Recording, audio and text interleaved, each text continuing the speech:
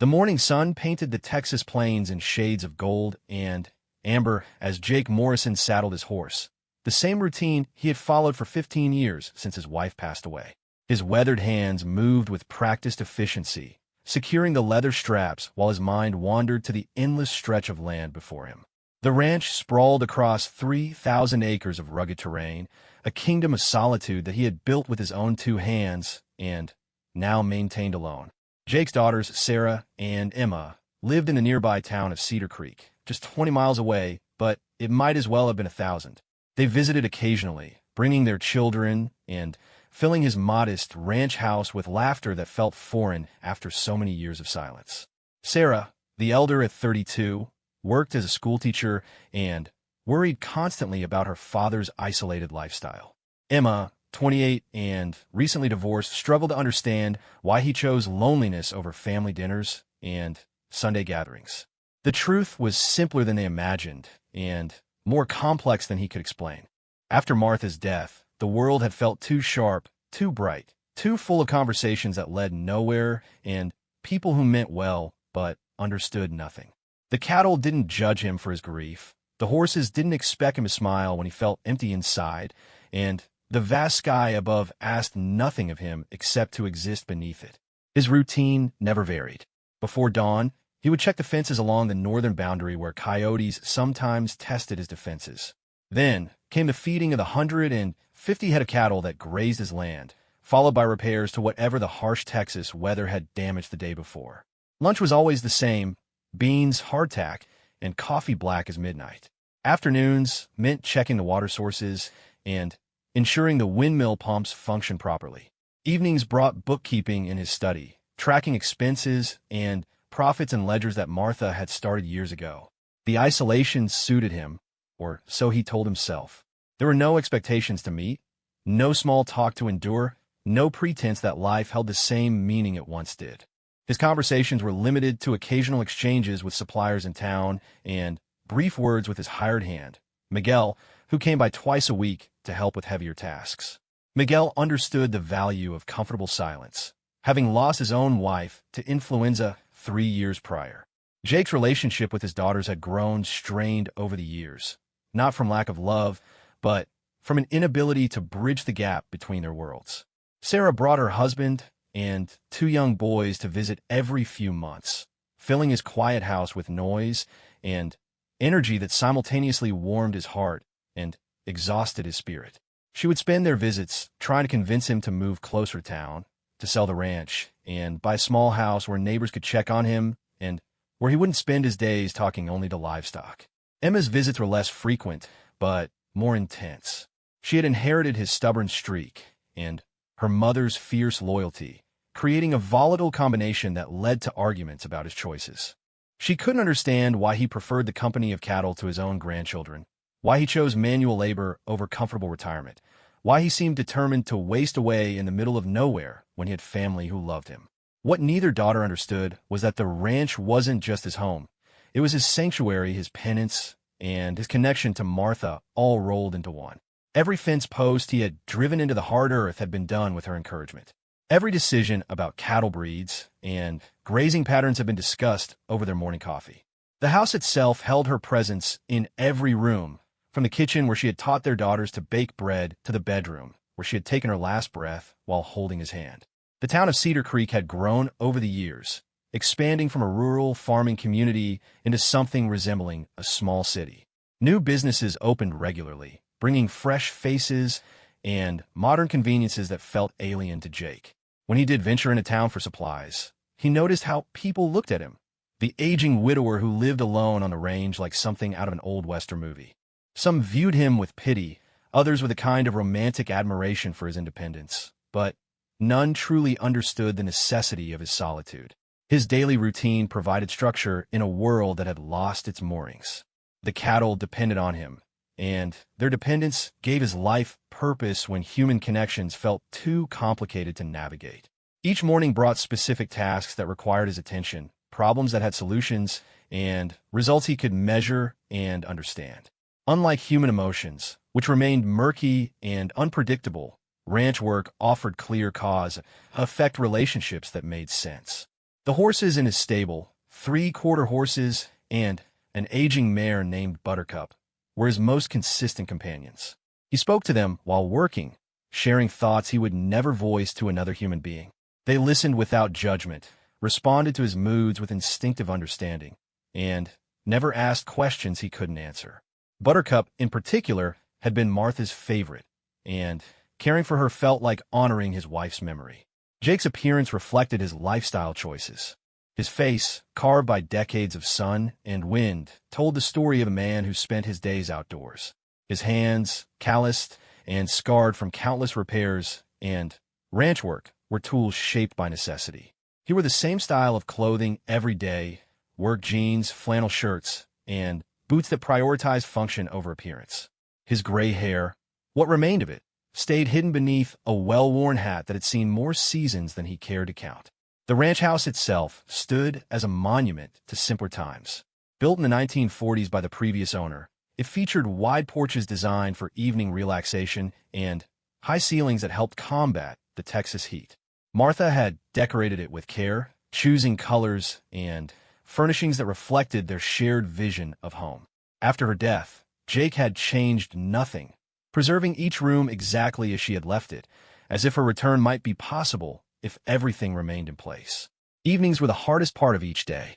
With no television and limited radio reception, Jake spent his time reading old books, maintaining his equipment, or simply sitting on the front porch watching the sun disappear behind the horizon. The silence that comforted him during daylight hours felt heavier after dark, when memories had space to expand and fill the empty rooms with echoes of conversations that would never happen again.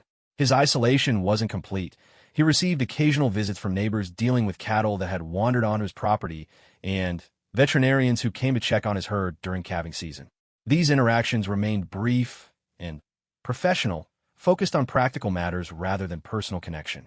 Jake preferred it that way, finding comfort in relationships that had clear boundaries and specific purposes. The landscape around his ranch changed with the seasons, providing a natural calendar that marked the passage of time. Spring brought wildflowers that Martha had loved and new calves that required extra attention. Summer meant long days of intense heat and constant vigilance for signs of drought or disease. Fall offered relief from the oppressive temperatures and preparation for winter's challenges. Winter, with its shorter days and harsh winds, tested both man and beast, requiring resilience and careful planning to survive. Each season held memories of shared experiences with Martha. Camping under the stars, watching thunderstorms roll across the plains, celebrating successful cattle sales, and weathering difficulties together. These memories were both blessing and curse, providing connection to happier times while emphasizing the depth of his current solitude. The ranch held 15 years of their married life in its soil, its structures, and its rhythms. Jake's relationship with nature had deepened during his years alone. He read weather patterns like other men read newspapers, understanding the subtle signs that predicted storms, drought, or sudden temperature changes. He knew the habits of local wildlife, from the hawks that nested in his oak trees to the coyotes that tested his boundaries each night. This knowledge wasn't academic, but practical, earned through daily observation and vital for successful ranch management. The economic realities of running a ranch single-handedly presented constant challenges. Cattle prices fluctuated with market forces beyond his control, while expenses for feed, veterinary care, and equipment repairs remained steady or increased. Jake managed these pressures through careful budgeting and occasional sales of prime cattle to buyers who appreciated quality over quantity. His reputation for raising healthy, well-cared-for livestock provided some protection against market volatility. Technology had changed dramatically during his years of isolation, but Jake remained deliberately behind the times. He owned no computer, carried no cell phone, and relied on a landline telephone for essential communication. This choice wasn't born from inability to adapt, but from conscious rejection of connectivity that felt artificial and overwhelming. The simple tools of ranch life, rope, horseback, manual labor, provided everything he needed to accomplish his goals. As the sun set on another day of solitude, Jake completed his evening rounds, checking locks on gates and ensuring his animals were secure for the night. Tomorrow would bring the same routine, the same challenges, and the same reliable rhythm that had sustained him for 15 years. He had no reason to expect that anything would change, no indication that forces beyond his control were about to disrupt the carefully ordered world he had constructed around his grief and his cattle. The prairie wind carried scents of sage and approaching weather as Jake retired to his house, unaware that his daughters were planning another visit, and completely ignorant of the discovery that would soon challenge everything he thought he knew about solitude, family, and the possibility of redemption through unexpected compassion. Sarah Morrison Williams pulled her sedan off the main highway onto the gravel road that led to her father's ranch, dust clouds trailing behind her wheels like breadcrumbs marking her journey. Beside her, Emma fidgeted with the radio, searching for a signal that would reach this far from civilization. Their monthly visit had become a source of tension between them, with Sarah insisting they needed to check on their father and Emma growing increasingly frustrated with his stubborn refusal to acknowledge their concerns. The drive from Cedar Creek took 45 minutes on a good day, longer when weather made the dirt roads treacherous. Both women had made this journey countless times over the past 15 years, watching the landscape change with seasons and their father's increasing withdrawal from the world they inhabited. Today felt different, though neither could articulate why. Perhaps it was the storm clouds gathering on the horizon, or the way their father had sounded during their last phone conversation, more distant than usual, if such a thing were possible. Sarah had inherited their mother's nurturing instincts and organizational skills, channeling both into her career as an elementary school teacher and her role as family coordinator. She kept track of birthdays, planned holiday gatherings, and maintained the threads that connected their scattered family. Her husband, David, supported these efforts while privately wondering if her father's isolation might be healthier than the constant pressure to conform to social expectations. Their two boys, ages 8 and 10, viewed their grandfather as an exotic figure from another era, someone who lived like characters in the Western movies they occasionally watched. Emma had chosen a different approach to dealing with their father's grief. Where Sarah used gentle persuasion and practical suggestions, Emma employed direct confrontation and emotional appeals. Her recent divorce had left her feeling particularly sensitive to the ways people could isolate themselves from love and support. She saw her father's choices through the lens of her own pain, recognizing the temptation to withdraw, but believing that healing required connection rather than separation. The ranch gate stood open, unusual for their father who maintained strict security protocols. Sarah noted this detail with the professional attention she brought to everything, cataloging small changes that might indicate larger problems. The driveway stretched for nearly a mile through pastures where cattle grazed peacefully, seemingly unaware of the human drama playing out in their midst. The animals appeared healthy and well cared for, evidence of their father's dedication to his responsibilities even as he neglected his own well-being. Jake's pickup truck sat beside the barn, covered in mud that suggested recent use in rough terrain. Tools lay scattered around the workshop area, another departure from his usual, meticulous organization. Sarah and Emma exchanged glances as they parked near the house, their concern growing with each small sign that something had disrupted their father's carefully maintained routine. The ranch house looked exactly as it had during their childhood, except for the accumulated where that came with insufficient maintenance. Paint peeled from the shutters, and several porch boards creaked ominously under their weight. Inside, the house retained their mother's decorating choices, frozen in time like a museum dedicated to a life that had ended too soon. Family photographs lined the mantelpiece, marking birthdays and holidays that felt like scenes from another lifetime. Jake emerged from the kitchen as they entered, wiping his hands on a dish rag that had seen better days. His greeting carried the awkward affection of a man who loved his daughters, but no longer knew how to express that love in ways they could understand. He looked tired, more so than usual, with lines around his eyes that spoke of sleepless nights and burdens carried alone. The conversation that followed traveled familiar territory. Questions about his health, suggestions about hiring more help, gentle probes about his social connections, or lack thereof. Jake deflected each concern with practiced ease, providing just enough information to satisfy immediate worries while revealing nothing about his deeper struggles. He had perfected this dance over years of similar visits, maintaining the illusion of well-being while protecting his right to grieve in private. Sarah noticed details that her father tried to hide. The way he favored his left shoulder when reaching for objects, the prescription bottles partially concealed behind other items on the counter, the general air of fatigue that no amount of coffee seemed able to dispel. Her teacher's instincts, honed by years of observing children in distress, detected signs of someone carrying burdens too heavy for one person to manage alone.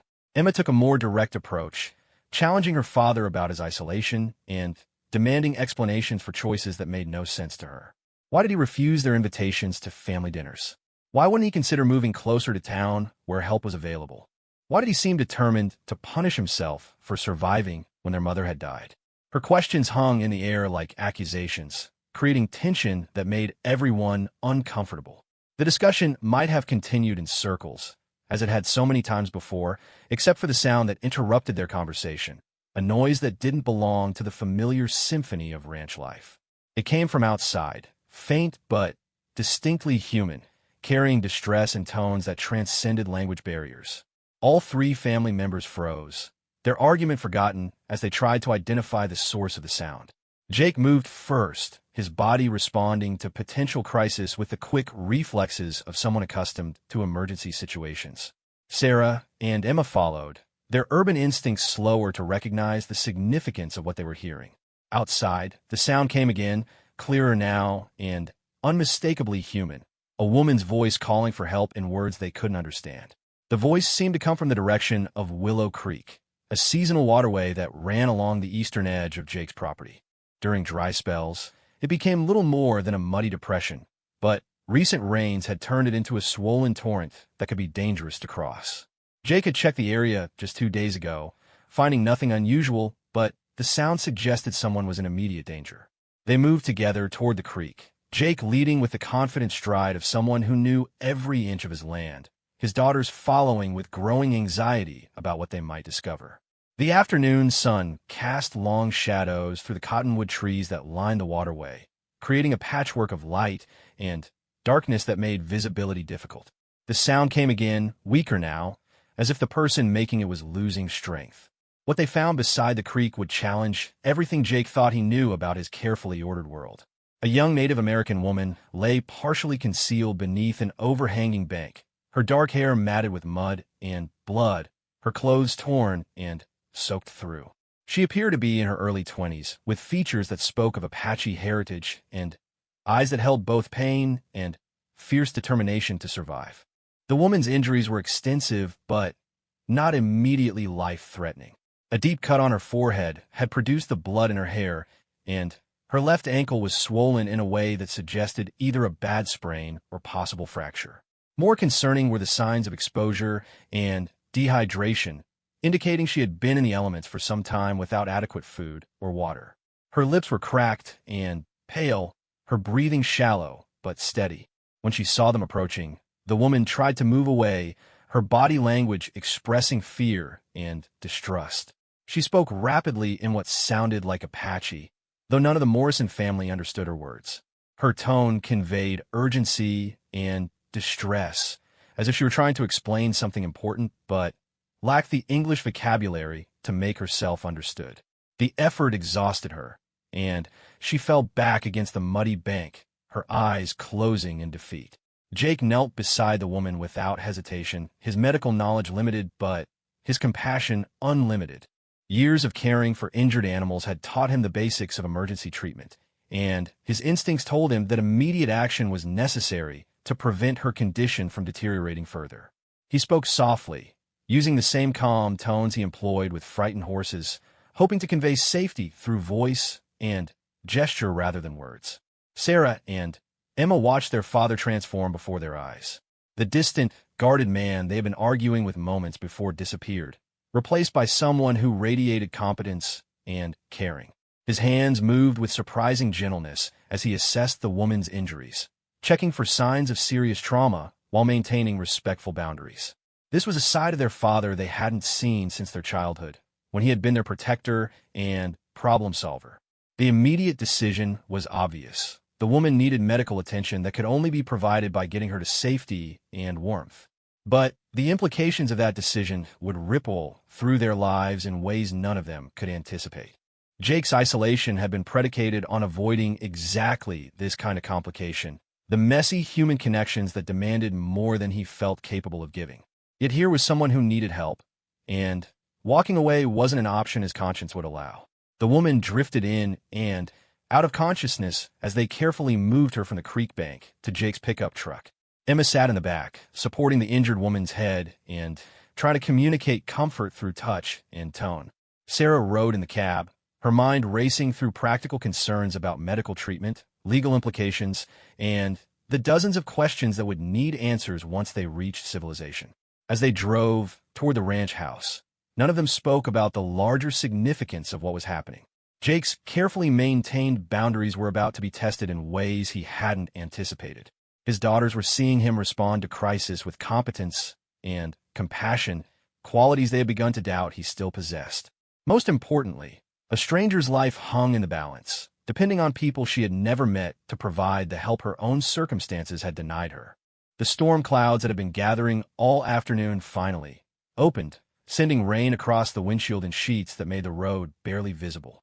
Jake drove with practiced skill, navigating turns and dips he could have managed blindfolded, while behind him Emma held onto their unexpected passenger and wondered how a simple family visit had turned into a rescue mission. The rain seemed fitting somehow, washing away the certainty they had brought to this day and preparing them for whatever revelations lay ahead. At the ranch house, they faced the immediate challenge of providing medical care for someone whose language and culture were foreign to them, whose presence raised questions they weren't prepared to answer, and whose recovery would depend on resources and knowledge they weren't sure they possessed. The woman's breathing had stabilized during the drive, but her need for professional medical attention was obvious to all of them. Yet something had shifted in the dynamic between father and daughters. Working together to help someone in crisis had reminded them of shared values that transcended their disagreements about lifestyle choices. They had discovered that beneath Jake's isolation lay the same man who had taught them to care for others, to respond to need with action rather than hesitation, and to recognize the humanity in strangers who looked nothing like themselves. The ranch house had never held such tension as it did that evening, with a stranger unconscious in the guest bedroom, and 3 family members grappling with decisions that carried consequences none of them fully understood. Dr. Margaret Shunn, the only physician willing to make house calls to remote ranches, had driven out from Cedar Creek through the storm to examine their unexpected patient. Her medical bag sat open on the kitchen table, its contents a reminder of how quickly their ordinary day had transformed into something extraordinary. Dr. Chun emerged from the bedroom with a grave expression that made everyone's heart race. The woman's injuries, while not life-threatening in the immediate sense, told a story of recent trauma that extended beyond accidental mishaps. The head wound suggested blunt force trauma, possibly from being struck or thrown against something hard. Her ankle was indeed fractured, but it was a clean break that would heal with proper care. More concerning were the signs of malnutrition and exhaustion, indicating she had been living rough for some time before her current crisis. The physician explained her findings in the measured tones of someone accustomed to delivering difficult news. The woman appeared to be in her early 20s, in generally good health despite her current condition. Her clothes, while torn and muddy, were of decent quality and relatively recent manufacture. Most puzzling was the absence of any identification, personal belongings, or clues about how she had ended up unconscious beside a creek in the middle of nowhere. It was as if she had materialized from thin air, carrying only injuries and mysteries. Dr. Chin's examination had revealed something else: faint scars on the woman's wrists and forearms that suggested either accidental injuries from rough living or possibly something more deliberate. The physician chose her words carefully when describing these marks, unwilling to speculate beyond her medical expertise, but clearly concerned about their implications. The woman would need careful monitoring during her recovery, both for physical healing and potential psychological trauma. Jake listened to the medical report with growing unease, not about caring for an injured person, but about the complications her presence might bring to his carefully controlled world. His isolation had been predicated on avoiding exactly these kinds of complex human situations, the messy entanglements that required emotional investment and ongoing commitment. Yet something about the woman's vulnerability had awakened protective instincts he thought he had successfully buried with his wife. Sarah approached the situation with her characteristic blend of compassion and practicality. As a teacher, she was accustomed to dealing with children from difficult circumstances, recognizing the signs of trauma, and understanding the patience required for healing. She had already begun planning how to create a safe, supportive environment for their guests' recovery. Her organizational skills kicked into high gear, making lists of supplies needed and potential resources available in the community. Emma's response was more emotional and immediate. Her recent divorce had left her acutely sensitive to situations where someone might be fleeing from danger or abuse. She saw her own struggles reflected in the stranger's condition and felt compelled to offer the kind of support she had wished for during her darkest moments. The woman's youth and apparent vulnerability triggered protective instincts that overrode practical concerns about language barriers and cultural differences. The language barrier presented the most immediate challenge. None of them spoke Apache, and the woman had shown no recognition of English during her brief moments of consciousness. Dr. Chun suggested contacting the tribal administration office in the morning to request an interpreter, but that would require revealing their situation to authorities who might ask uncomfortable questions about how they had found her and why they hadn't immediately contacted law enforcement. That evening, as rain continued to pound against the windows, the three family members held an impromptu council in Jake's kitchen. The decision they faced was more complex than simply providing temporary shelter. The woman would need weeks to recover from her injuries, and her circumstances suggested she might have nowhere else to go even after healing. Taking responsibility for her care meant accepting an open-ended commitment to someone they knew nothing about. Jake surprised his daughters by speaking first and decisively. Despite his years of isolation, despite his carefully maintained boundaries against human connection, he could not bring himself to abandon someone who had literally fallen into his care. The ranch was large enough to provide privacy for everyone, and he had the resources to support an additional person during her recovery. His decision wasn't based on obligation or social pressure, but on something deeper, a recognition that some circumstances demanded action regardless of personal comfort.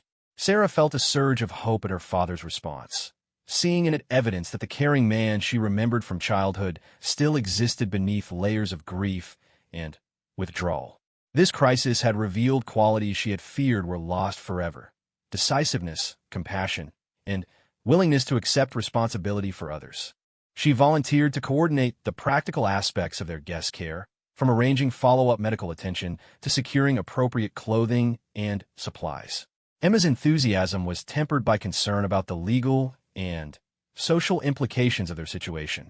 What if the woman was fleeing from abusive family members who came looking for her? What if authorities questioned their decision to provide shelter without proper documentation? What if their guest presence put them all in danger? Her questions weren't meant to discourage their charitable impulses, but to ensure they understood the potential consequences of their choices. Dr. Chun provided some guidance about the medical aspects of their decision. The woman would need regular checkups to monitor her head injury and ensure proper healing of her fractured ankle. Physical therapy would be necessary to restore full mobility, and psychological support might be crucial if her circumstances involved trauma beyond physical injury. The physician offered to continue providing care during the woman's stay, understanding the complexity of their situation and respecting their desire to help someone in need. The guest bedroom had been unused since Martha's death, preserved like everything else in the house as a shrine to happier times. Preparing it for occupancy felt like a significant step for Jake, the first change he had made to his living space in 15 years. Sarah and Emma worked together to make the room comfortable, finding linens that had been stored away and arranging furniture to accommodate someone with limited mobility. As they worked, memories surfaced of other times when her family had opened their home to people in need. Martha had possessed an instinctive generosity that drew struggling individuals to their door, from neighbors facing temporary hardships to travelers stranded by weather or mechanical problems. Their home had been known throughout the community as a place where help was available without judgment or conditions. Jake's current decision seemed to echo those earlier values, suggesting that isolation hadn't completely erased the man he used to be. The storm that had brought their guests to their attention continued throughout the night, making the ranch feel even more remote from the outside world. Jake found himself checking on the woman periodically, ensuring she remained stable and watching for signs of consciousness or distress. These visits reminded him of nights spent caring for sick children or tending to injured animals, recalling skills and instincts he had nearly forgotten during his years of solitude. Their guest's first full awakening came just after midnight, accompanied by confusion and fear that gradually gave way to wary acceptance of her surroundings. She spoke softly in Apache, her words carrying questions that none of them could answer directly. Jake attempted to communicate through gestures and tone, offering water and speaking in the same calm voice he used with frightened animals. The woman's eyes tracked his movements with intelligence and caution, evaluating whether these strangers posed additional threats or offered genuine sanctuary. Emma tried using simple English words combined with gestures, hoping to establish basic communication about immediate needs like food, water, or pain. The woman showed understanding of some concepts, nodding or shaking her head in response to specific questions. Her responses revealed intelligence and education, suggesting that language barriers rather than cognitive limitations prevented more complex communication. The first breakthrough came when Sarah brought a map of the local area and pointed to the ranch's location, then gestured questioningly at their guest. The woman studied the map carefully before pointing to a location approximately 50 miles northeast, near the boundary of the reservation. Her gesture was followed by words in Apache that carried obvious distress, suggesting that whatever had happened to her had occurred some distance from where they found her. As dawn approached, their guest had managed to communicate several important facts through gestures and simple drawings. Her name sounded like Ayana when she pronounced it slowly for them to understand. She was trying to reach a specific location that she indicated by drawing symbols they didn't recognize. Most importantly, she conveyed gratitude for their help through expressions and gestures that transcended language barriers, making it clear that she understood they had chosen to help rather than simply fulfilling an obligation. The morning brought new challenges and decisions. Jake would need to contact tribal authorities to arrange for interpretation services, but doing so would involve explaining circumstances that might raise uncomfortable questions. Sarah would need to arrange extended time away from her teaching responsibilities to help with their guest care. Emma faced decisions about her own living situation, since staying to help would mean temporarily moving back to the ranch where she had grown up. More fundamentally, all three family members were grappling with how Ayana's presence was already changing the dynamics between them. Working together toward a common goal had reminded them of shared values and capabilities they had forgotten during years of struggling with Jake's isolation. The crisis had revealed that beneath their arguments about his choices lay deep love and concern that had never truly disappeared. Jake's transformation was perhaps the most dramatic. The decisive, caring man who had emerged during the crisis bore little resemblance to the withdrawn widower his daughters had been visiting for years. Ayana's vulnerability had awakened protective instincts that gave him purpose beyond daily survival, while her presence in the house brought life to rooms that had felt like tombs for too long. As they gathered for breakfast, their first family meal in the ranch house for over a year, none of them could have predicted how completely their lives were about to change. Ayana's story, when they finally found ways to hear it, would challenge their assumptions about family, belonging, and the lengths people would go to protect those they loved. Her presence would force Jake to confront his isolation and his daughters to reconsider their father's choices, while creating new connections that transcended cultural and linguistic differences. The storm had passed, leaving the landscape washed clean and sparkling in the morning sun. But the changes it had brought to their lives were just beginning to unfold, carrying all of them toward a future none of them could have imagined just 24 hours earlier. 3 weeks had passed since Ayana's arrival, and the ranch house felt more alive than it had in 15 years. The young Apache woman's presence had created ripples of change that touched every aspect of their daily routines, transforming not just the physical space, but the emotional landscape that had remained frozen since Martha's death. What had begun as a medical emergency was evolving into something none of them had expected, a slow, careful building of trust and understanding that transcended cultural and linguistic barriers. Thomas Crow Feather, the tribal interpreter who had finally arrived from the reservation, sat in Jake's living room translating the most remarkable story any of them had ever heard. Ayana's words, rendered into English through Thomas's careful interpretation, revealed a tale of courage and desperation that explained her mysterious appearance beside Willow Creek and cast new light on her determined efforts to reach what they had thought was simply a destination. Ayanna was not just any young Apache woman, but the daughter of respected tribal elder Robert Standing Bear, who had served his community as both spiritual leader and political advocate for over 30 years. Her education had taken her away from the reservation to study social work at Arizona State University, where she had graduated with honors and dreams of returning to help her people navigate the complex challenges of preserving traditional culture while adapting to modern realities. The trouble had begun 6 months earlier when a powerful ranching corporation, backed by political connections and questionable legal documentation, had begun pressuring tribal members to sell portions of reservation land that contained valuable mineral rights. The company employed tactics that ranged from generous financial offers to subtle intimidation, targeting elderly tribal members who might be vulnerable to pressure or confused by complex legal language. Ayanna had become involved in the resistance effort, using her education to help tribal members understand the long-term implications of the proposed land deals and organizing community meetings to discuss collective responses to outside pressure. Her work had made her a target for those who prefer to conduct their business without educated interference, particularly when she began documenting suspicious activities and gathering evidence of potentially illegal pressure tactics. The corporation's local representatives had escalated their efforts when legal challenges began threatening their plans. Ayanna had been collecting testimony from tribal elders about intimidation tactics when she was approached by 2 men who claimed to represent potential allies in the fight against land seizure. The meeting they proposed had seemed legitimate, taking place in a public location with other tribal members present, but it had been an elaborate setup designed to neutralize her growing influence.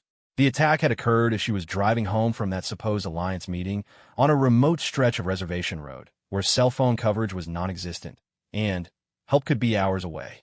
Her attackers had forced her vehicle off the road and attempted to destroy the documentation she had been gathering about the corporation's activities. When she fought back, defending both herself and the evidence that could protect her community, they had beaten her severely and left her for dead beside her overturned car. Ayanna's survival had depended on her knowledge of traditional Apache skills her grandfather had taught her as a child, combined with the physical conditioning from years of hiking and camping in difficult terrain. She had managed to escape her attackers and hide the crucial documents before beginning a 50-mile journey on foot across rough country, traveling mostly at night to avoid detection and seeking the safety she hoped to find at a specific location that held special significance for her family. The destination she had been seeking was not a place, but a person, her grandmother's sister, Elena Crow Dog, who had married into a family that lived near Cedar Creek and maintained connections to both Apache and local communities.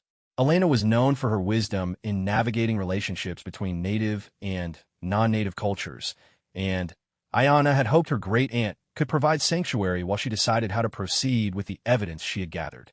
What made Ayanna's story even more compelling was the nature of the evidence she had been protecting.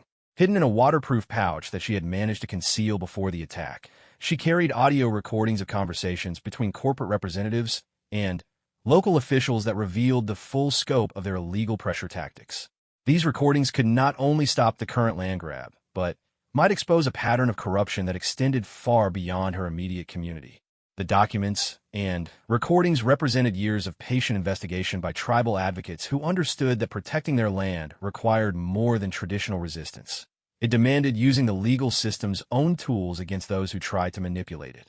Ayanna had become the keeper of this evidence not through any desire for confrontation, but because her education and legal understanding made her uniquely qualified to ensure it would be properly preserved and presented. Thomas Crow Feather's translation also revealed details about Ayanna's family and background that helped Jake's family understand the cultural context of her situation. She came from a lineage of respected leaders who had guided their people through centuries of challenge and change.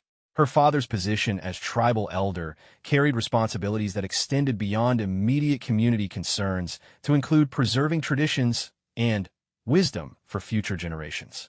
The attack on Ayanna represented more than simple intimidation. It was an assault on the entire community's right to self-determination and cultural survival. The land being targeted held sacred sites and burial grounds that could never be replaced, regardless of whatever financial compensation might be offered. For her people, the fight wasn't just about property rights, but about maintaining connections to ancestors and traditions that define their identity as Apache people.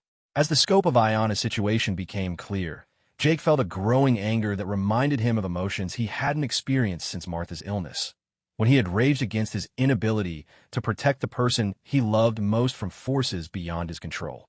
The injustice of Ayana's circumstances awakened protective instincts that had been dormant during his years of isolation, giving him a sense of purpose that extended beyond daily survival into meaningful action.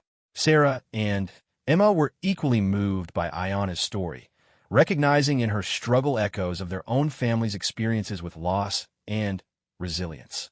Her courage in defending her community despite personal danger reminded them of their mother's fierce protection of family values and their father's willingness to stand up for what was right regardless of personal cost. They began to understand that helping Ayana was not just charity, but an opportunity to honor the principles that had shaped their own upbringing. The practical implications of Ayana's situation required careful consideration.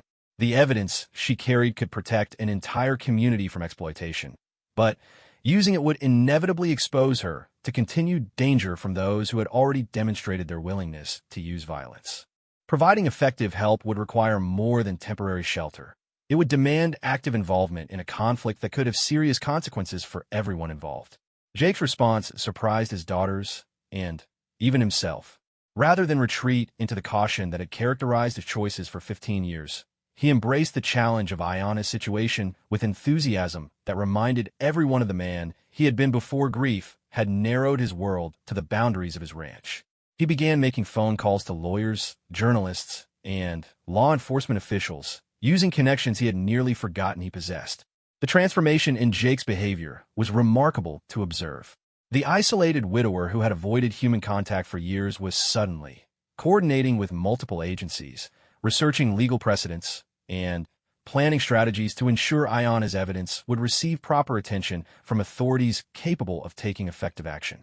His military experience and natural leadership abilities emerged from hibernation as he approached Ayana's situation with the systematic thoroughness of someone accustomed to achieving objectives despite obstacles.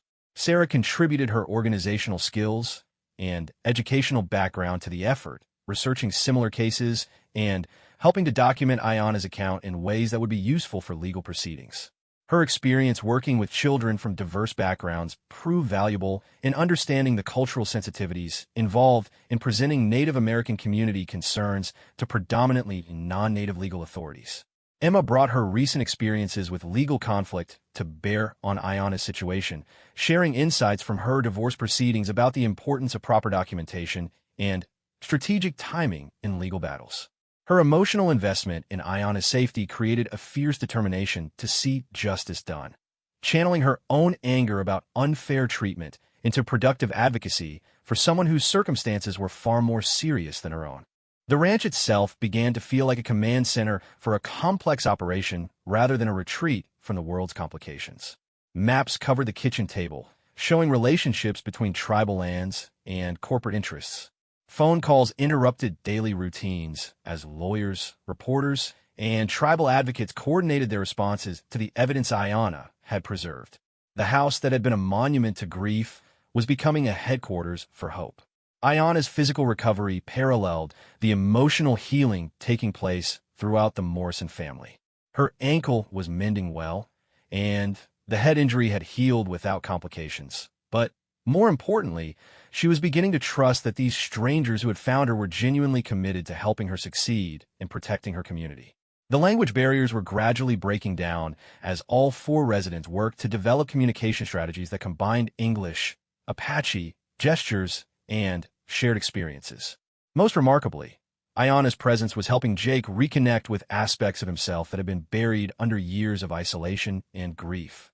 Her courage in facing danger to protect her community reminded him of his own willingness to take risks for important causes, while her determination to preserve family and cultural connections challenged his assumption that withdrawal was the only response to loss. The evening conversations that developed as they worked together revealed the depth of wisdom and perspective Ayana brought to their suddenly expanded family circle. Her insights about balancing tradition with adaptation, about finding strength in community connections, and about the importance of standing up for principles even when the cost was high, offered new ways of thinking about the choices that had defined Jake's life since Martha's death. As the fourth week of Ayana's stay approached, all four people living in the ranch house understood that they were approaching a crossroads. The evidence she had protected was about to be presented to authorities who could take action, but that presentation would end the protective anonymity she had enjoyed during her recovery.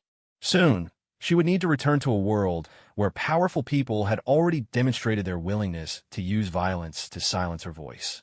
The question facing all of them was whether the bonds that had formed during her stay were strong enough to survive the challenges ahead, and whether the changes her presence had created in their lives would endure after her departure. Jake's rediscovered sense of purpose, his daughter's renewed faith in his capacity for love and action, and the family connections that had been restored through their shared commitment to helping Ayana, all of these represented precious gifts that none of them wanted to lose. But they were also discovering that some changes, once begun, create their own momentum toward futures that cannot be predicted or controlled, only embraced with the same courage that had brought them together in the first place. 6 months after Ayana's evidence had brought down the corrupt land grab scheme, the Morrison Ranch had become something none of them could have imagined, a bridge between two worlds that had rarely intersected before. The legal victory had been complete and satisfying, resulting in federal charges against corporate executives and the protection of thousands of acres of sacred Apache land. But more importantly, for the four people whose lives had been forever changed by a chance encounter beside Willow Creek, it had created bonds that transcended cultural differences and transformed their understanding of family. The trial had drawn national attention to issues of corporate exploitation of Native American communities, making Ayana a reluctant but effective spokesperson for indigenous rights. Her education, combined with her firsthand experience of both traditional Apache culture and modern legal systems, made her uniquely qualified to explain complex issues in ways that broader audiences could understand and appreciate. The shy young woman who had arrived at the ranch barely conscious had evolved into a confident advocate whose voice carried weight in important conversations about justice and cultural preservation. Jake's transformation had been equally dramatic. The man who had spent 15 years avoiding human connection had become a respected ally in fights for social justice, using his ranch as a meeting place for tribal advocates, environmental activists, and others working to protect vulnerable communities from exploitation. His military background and natural leadership abilities, dormant for so long, had proven invaluable in organizing complex campaigns that required coordination between diverse groups with different priorities and perspectives. The ranch house itself reflected these changes in ways both subtle and profound. The rooms that had been shrines to the past were now filled with the sounds of planning meetings, strategy sessions, and cultural exchanges that would have delighted Martha, who had always believed their home should serve the broader community. Maps and legal documents shared wall space with family photographs, while traditional Apache artwork had joined Martha's decorations in creating an environment that honored both heritages. Sarah had taken a leave of absence from teaching to help coordinate the advocacy work that had grown out of Ayana's case. Her organizational skills and educational background made her invaluable in managing the complex logistics of legal challenges, media campaigns, and community outreach efforts. More personally, working alongside her father in meaningful efforts had restored their relationship to something approaching the closeness they had shared before grief had driven him into isolation. Emma had moved back to the ranch permanently, finding in the advocacy work a sense of purpose that had been missing from her life since her divorce. Her direct communication style and willingness to confront uncomfortable truths made her effective in dealing with bureaucratic obstacles and media challenges.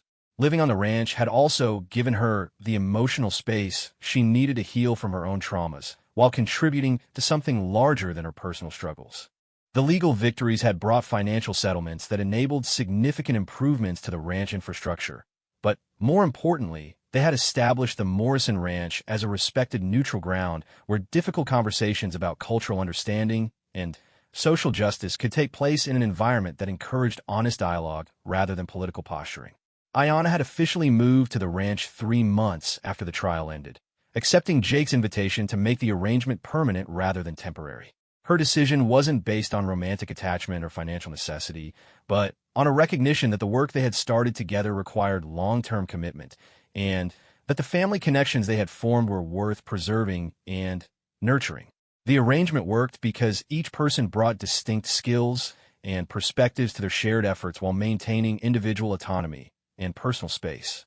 The ranch was large enough to provide privacy when needed, but the common areas buzzed with activity that gave everyone a sense of belonging to something important and meaningful. The combination of personal trust, shared commitment to justice, and practical cooperation had created something unique that offered lessons for other communities struggling with similar challenges. The seasonal rhythms of ranch life continued to provide structure for their days, but now those routines included activities that connected them to broader communities and causes. Spring brought not just calving season, but also planning meetings for summer advocacy campaigns. Fall roundups were followed by harvest celebrations that brought together native and non-native families in recognition of shared connections to the land. Winter's quiet months became time for reflection, education, and strengthening the relationships that made their work possible.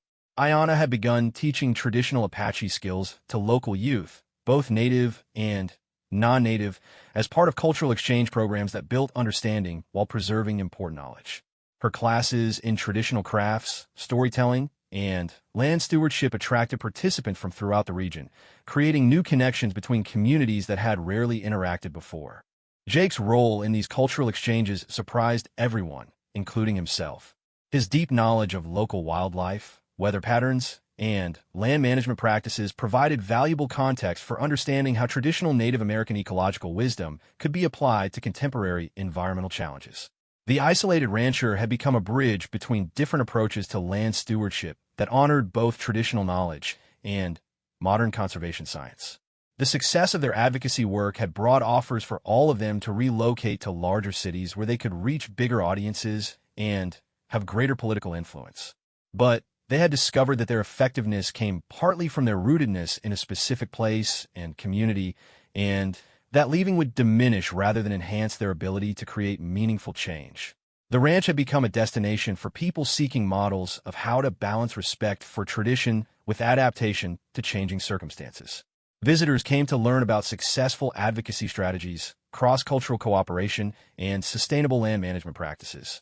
But they also came to experience the sense of belonging and purpose that characterized life at the Morrison Ranch.